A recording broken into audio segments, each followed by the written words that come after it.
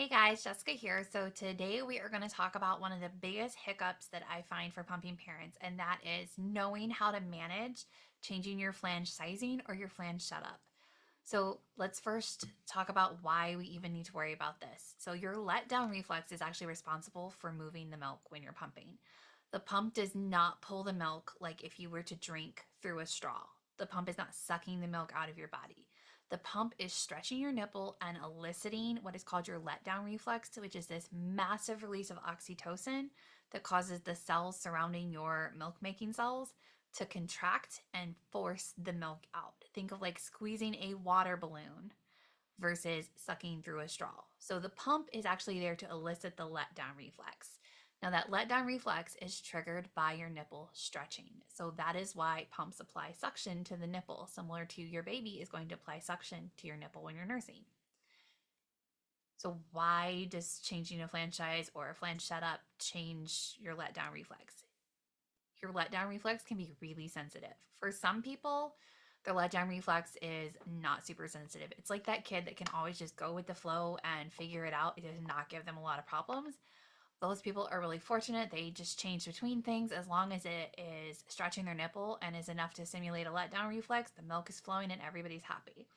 For other people, it gets a little trickier because their body is extremely sensitive and their letdown reflex is easily trained to one stimulus and it's stubborn when applying the next. So, when you're changing flanges, when you're changing setups, when you're changing sizing, when you're changing shape of the flange, there are all different things. Our flanges come in different shapes. Like this one is an angled pump and pow. This is a traditional funnel shaped small flange. We've got Bear Shields, which are a silicone that's deep. It's got a nice flexible rim. We've got Lactec, which is a silicone with a very shallow bowl to it. It has a window here at the bottom that collapses. We've got flanges that are broad. These are like 120-degree angles. These are actually exceedingly popular right now because they are very effective for a lot of people.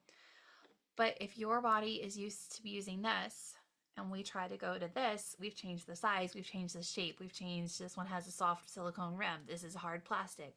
There's lots of different changes in the sensation and the stimulus that we're applying to the nipple. So what we need to do is we need to teach your body how to respond to the new flange because for a variety of reasons, we've decided that the new flange is going to be a better setup for you long term. So first thing, we need to evaluate for swelling and nipple damage.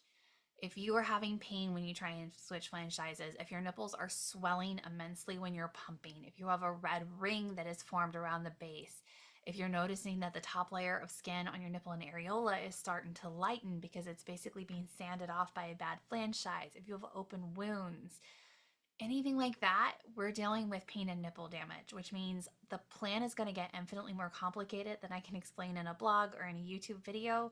You're going to want to consider booking a pain and damage flange sizing so that we can come up with a plan that's going to heal your nipples up while working to get your flange sizing changed.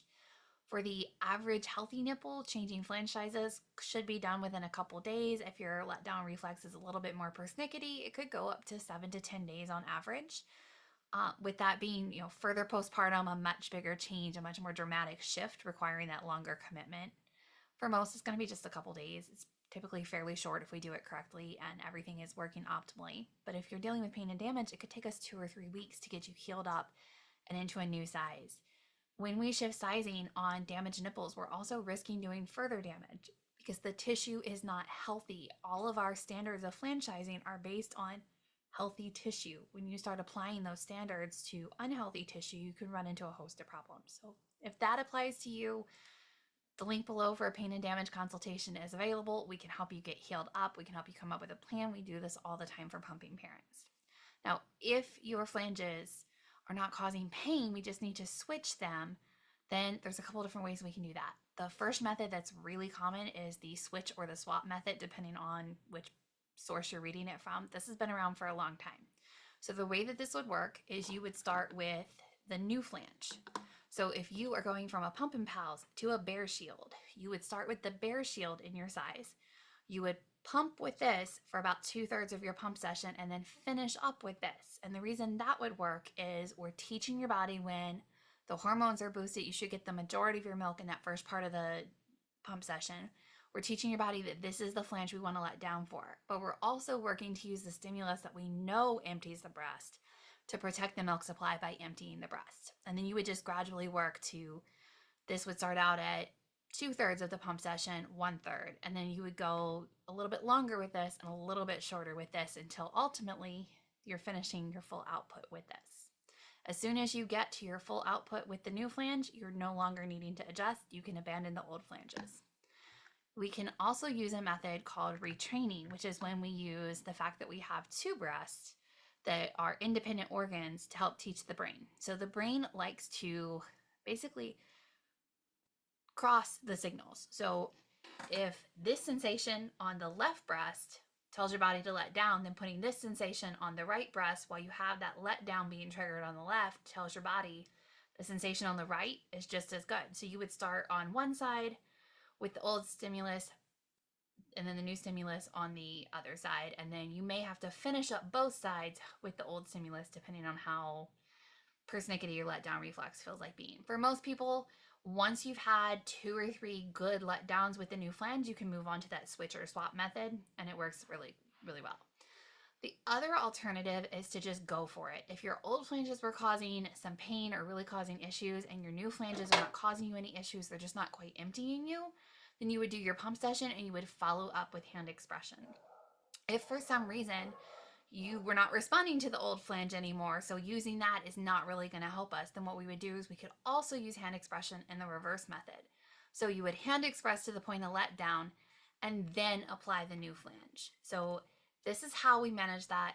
Hopefully this makes sense to you. If it doesn't, or you're finding that you're trying these strategies and it's just not clicking, then by all means, book a session. We are happy to help you figure out how to manage this because everybody's body is different, everybody's pumping situation is different, and we have way more tricks than this up our sleeves. These are just the basic ones that we know are safe for moms to kind of DIY their way through and will work for the majority of people. So hopefully that answered your questions, and let me know if you have any more.